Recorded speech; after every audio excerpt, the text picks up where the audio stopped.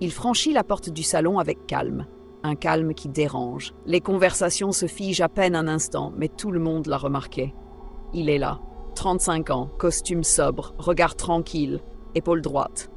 Ce n'est pas un homme perdu ou instable. Il a une carrière brillante, des finances solides, une vie réglée au millimètre. Aucun signe de dérive, de chute, de vide. Il rayonne d'une stabilité intérieure que peu comprennent vraiment. Et pourtant, dans cette pièce remplie de sourires polis et de plats faits maison, une question flotte dans l'air, comme une obligation invisible qu'on attend de lui. Alors, c'est pour quand le mariage ? La question ne surprend pas. Elle revient à chaque réunion, chaque fête, chaque dîner. Elle est devenue un rituel. Mais cette fois, il ne détourne pas les yeux. Il ne se justifie pas. Il ne sourit même pas. Il répond avec une simplicité brutale. Je n'en ai pas besoin. Un silence, pesant. Quelqu'un rit nerveusement, d'autres baissent les yeux. Ce n'est pas la réponse qu'ils attendaient. Ce n'est pas une excuse temporaire. Ce n'est pas un jour peut-être. C'est une affirmation, un choix, un rejet des règles. Et ça les trouble, profondément. Pourquoi une réponse si banale semble-t-elle si menaçante ? Pourquoi ce calme, ce détachement, cette souveraineté intérieure les met-il autant mal à l'aise ? Parce que cet homme remet tout en question. Depuis l'enfance, on a murmuré au garçon une vérité que personne ne conteste jamais. Un jour, tu devras trouver une femme. Tu devras construire une maison, une famille. C'est ainsi qu'un homme devient un homme. C'est le rite, le contrat, le modèle. Mais que se passe-t-il lorsqu'un homme refuse ce pacte ? Pas par rébellion, pas par peur, mais parce qu'il a compris qu'il n'en a pas besoin pour exister. Il devient une anomalie, un problème, une faille dans le système. Ce qu'il révèle, c'est dérangeant. Peut-être que la version qu'on nous a donnée de la réussite masculine n'est qu'une illusion bien huilée. Peut-être que ce modèle, femme, enfant, mais bref, assurance vie, n'est pas la voie du bonheur, mais celle de la prévisibilité, du contrôle. Un homme marié est pour beaucoup un homme contenu. Il ne bouge pas sans consulter, sans peser. Il a des engagements, des échéances, des responsabilités. Il ne peut pas tout quitter sur un coup de tête. Il ne peut pas disparaître dans un autre pays, changer de cap, explorer une autre vie. Il doit rendre des comptes. Mais un homme libre, véritablement libre, celui qui n'attend rien, qui ne court pas après l'approbation, qui n'a pas besoin d'être validé par une alliance, cet homme-là est une menace. Il n'est pas dangereux parce qu'il rejette les femmes. Il n'est pas misogyne ni fermé à l'amour. Ce qui le rend dérangeant, c'est qu'il a trouvé en lui-même ce que tant cherche chez les autres, la complétude. Il ne manque de rien, et ça, c'est inacceptable dans un monde construit sur le manque. Sa liberté est un miroir, et ce que les autres y voient, ça leur fait peur, parce que s'il est possible d'être un homme accompli sans tout ce qu'on nous a toujours dit qu'il fallait, sur quoi repose leur choix? Il oblige à réfléchir, à douter, à interroger ses propres décisions. C'est pour ça qu'on le questionne sans cesse, pas pour son bien, mais pour tenter de le faire rentrer dans le cadre, de le tirer vers le connu, vers ce que les autres ont choisi, parfois sans jamais se demander pourquoi. Mais lui, il n'y retourne pas.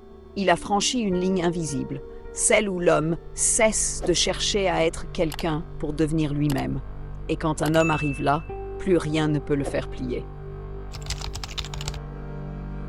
Ce n'est pas qu'il déteste l'amour, ce n'est pas qu'il fuit l'engagement, ce n'est pas qu'il est incapable de vivre avec quelqu'un. C'est simplement qu'il a fait un pas que peu d'hommes osent faire. Il s'est interrogé sur ses désirs réels.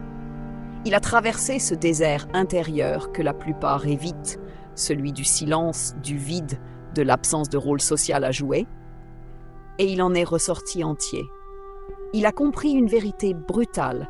On vous apprend dès le plus jeune âge à vous méfier de votre solitude, parce qu'un homme seul, c'est un homme dangereux. Pas pour les autres, pour l'ordre établi. Un homme seul peut penser par lui-même. Il n'a pas besoin de permission, de consensus, d'approbation. Il peut agir, changer, évoluer à son rythme. Il peut créer un monde qui ne s'aligne pas avec celui que la société voudrait qu'il habite. Et cette liberté est une hérésie dans un monde bâti sur la normalisation. On vous a dit que vous aviez besoin de votre moitié, que vous étiez incomplet sans quelqu'un pour vous compléter. Mais avez-vous déjà demandé d'où vient cette idée ? C'est pas une vérité biologique. Ce n'est pas une nécessité spirituelle, c'est une stratégie de domestication. Quand on vous convainc que vous êtes incomplet, on peut vous vendre tout ce qui vous manque, une partenaire, une maison, une assurance, un style de vie. Et tant que vous continuez à croire que quelque chose manque, vous restez prisonnier. Mais lui, il ne joue plus ce jeu. Il a cessé de chercher à remplir un vide imaginaire. Il a compris que ce manque n'était pas naturel. Il était induit, programmé, instillé goutte à goutte depuis l'enfance. Et ça, personne n'est prêt à l'entendre. Parce que si cet homme n'a plus besoin de se prouver à travers un mariage, une relation ou une famille, alors beaucoup doivent se confronter à une question terrifiante. Et moi, pourquoi ai-je fait ces choix? Il ne cherche pas à convaincre, il ne dénigre pas ceux qui sont en couple, il ne prêche pas une doctrine de solitude, il se contente d'être. Et ce simple fait fissure les fondations de l'édifice social. Il est la preuve vivante que la paix intérieure ne vient pas de l'autre, mais de soi. Que la valeur d'un homme ne réside pas dans sa capacité à se sacrifier pour un idéal extérieur, mais dans sa capacité à se comprendre, à s'accepter, à vivre en cohérence. Il a exploré ses ténèbres, pas pour s'y noyer, mais pour y trouver sa lumière. Il a regardé ses égoïsmes, ses peurs, ses instincts de fuite, ses zones d'ombre, et plutôt que de les rejeter, il les a intégrés. Et cette intégration l'a libéré. Parce qu'un homme qui ne fuit plus ses ombres devient incontrôlable. Il n'a plus besoin de jouer un rôle. Il peut être tout à la fois, dur et tendre, froid et brûlant, distant et présent. Il n'a plus peur d'être paradoxal. Et c'est là que commence sa vraie puissance. Un homme qui n'est plus gouverné par le besoin d'être validé, c'est un homme qui peut aimer librement. Parce qu'il ne cherche pas à être sauvé. Parce qu'il ne cherche pas une mère, une nourrice, une bouée affective. Il cherche un écho, un miroir, un partage, non pas une complétion, mais une expansion. Ce type d'homme est extrêmement rare, et c'est pour ça qu'il fait peur.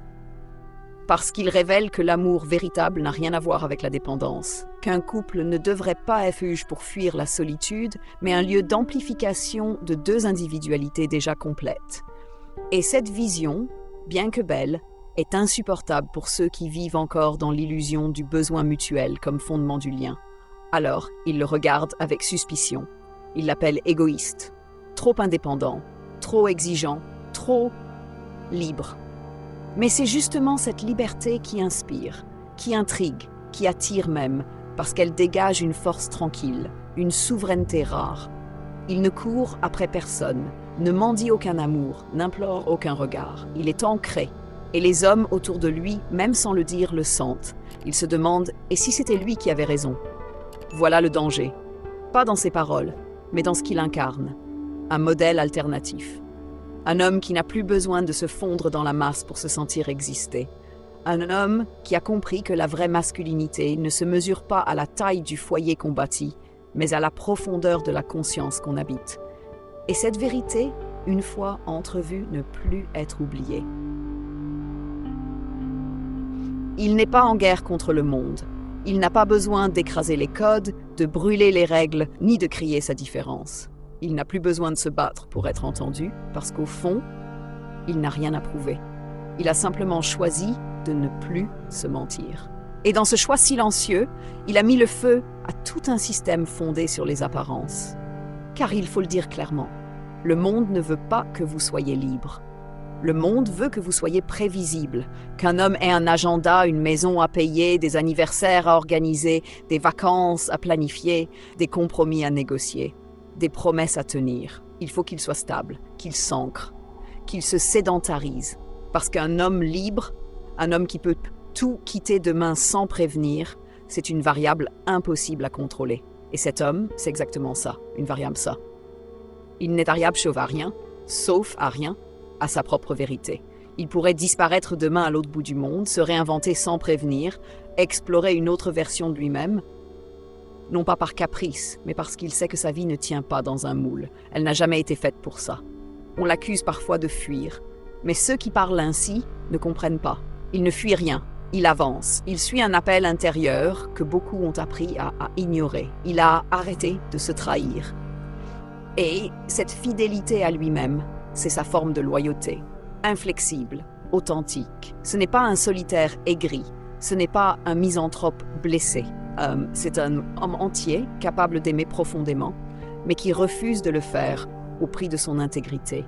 Il préfère l'authenticité au confort. Il préfère la solitude à la soumission. Il préfère le vrai lien à la dépendance affective. Et cette posture rare, inconfortable, dérange, parce qu'elle force chacun à regarder ses propres choix, ses propres renoncements.